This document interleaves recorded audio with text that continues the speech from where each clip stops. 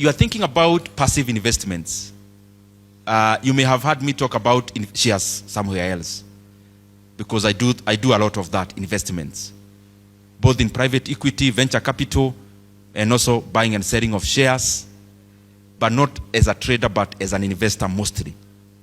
The difference is that a trader will trade for margins. An investor will buy for value. So you do an analysis of the company. When I'm buying even one share, I am buying the entire company in my mind. I always ask myself, if I'm to buy this company, not a share, would I buy it? Before I buy the share, that's the question I first get to have an answer on. So, what you need to do when you are evaluating which investment in a passive manner to invest in. First of all, there are very many categories. Fixed income, there are shares. Fixed income are like bonds, treasury bills, and etc., where you are guaranteed. But everything that you are guaranteed also comes with a very retro margin or very retro yield, because you are risk averse. So being risk averse means you take the gain equivalent to a risk averse person.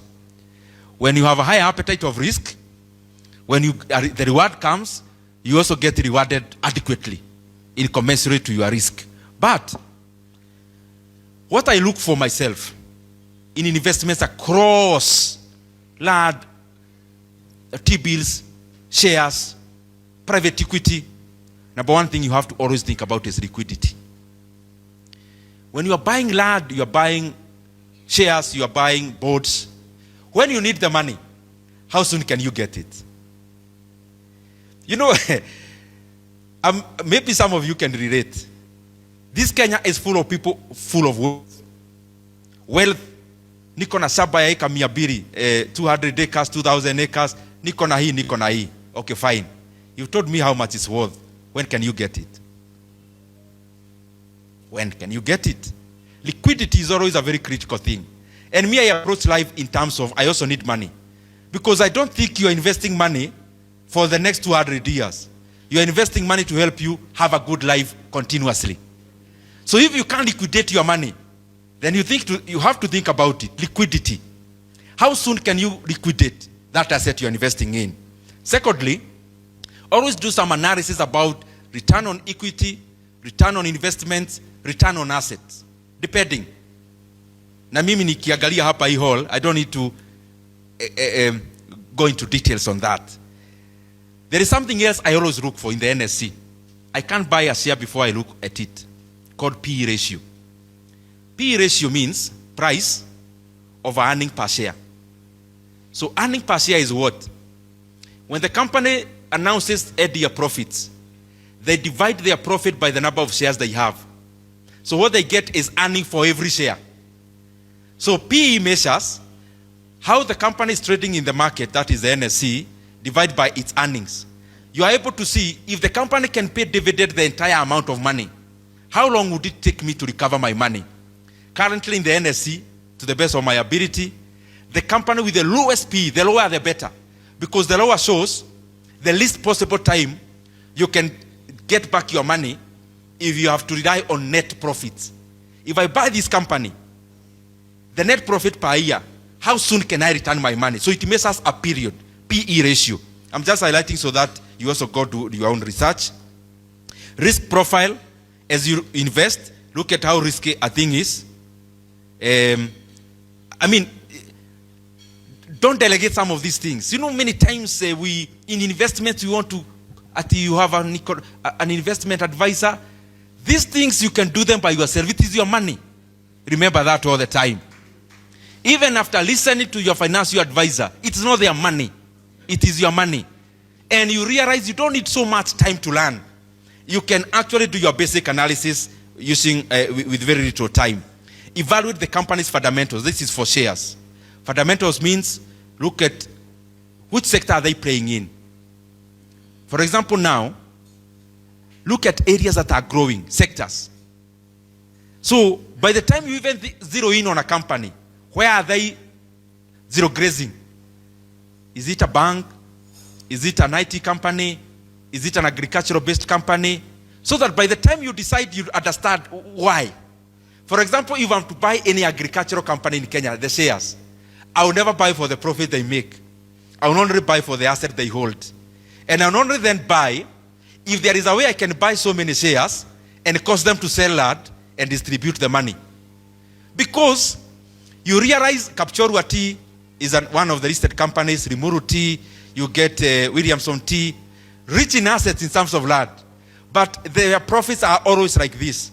Because agriculture all the time, agriculture is never like this.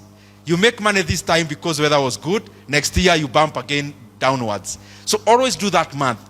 If you're doing a company for you to get in substantially, cause the company to liquidate some assets, to pay off a special dividend, it's called stripping of assets.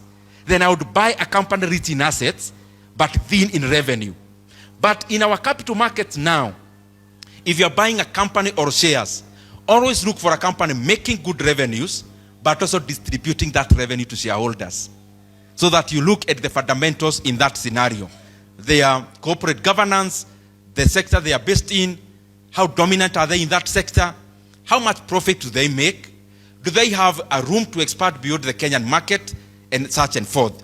Maybe lastly, the other thing is timing. And again, I'm going back. This is not for anyone to do for you. Because I can talk here, then somebody asks me, which share can I buy? I can't tell you.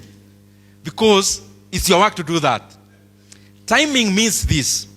It does not take a lot of time. That's why I'm saying this. I'm not talking about this in bad faith. How does the global economy perform from the US market? After how many years do we have a reset of the US economy? After how many years do you have a reset in the Kenyan economy? So that we know when you are likely to expect a bump, you know when you are likely to expect a growth, when the market is supposed to be bearish, bullish. It does not take so much time. Even Kenya now, you can check when did we have a dip, when did we have a bullish market. Mostly they go hard together, US, Kenya, and globally.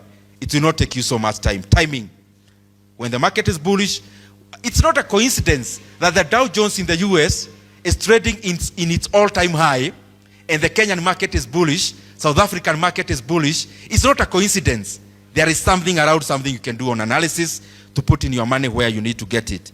Lastly, diversify beyond Kenya, both in business and also investments.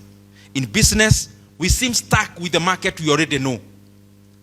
My Rotary Club members are the ones, I am building a product with them in mind.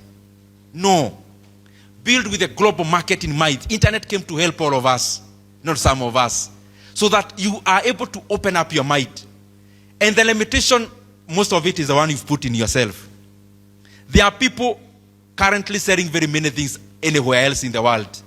So when you look at a product, look at it in that manner. Also in terms of investments. NSE is just one of the markets in the world. There is no barrier to invest in New York, in South Korea, in JSC, in NGX, that is Nigeria.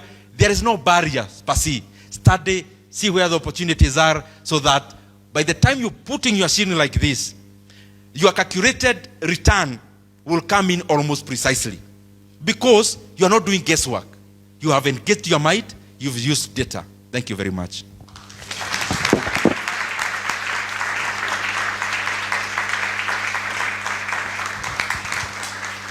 Wow.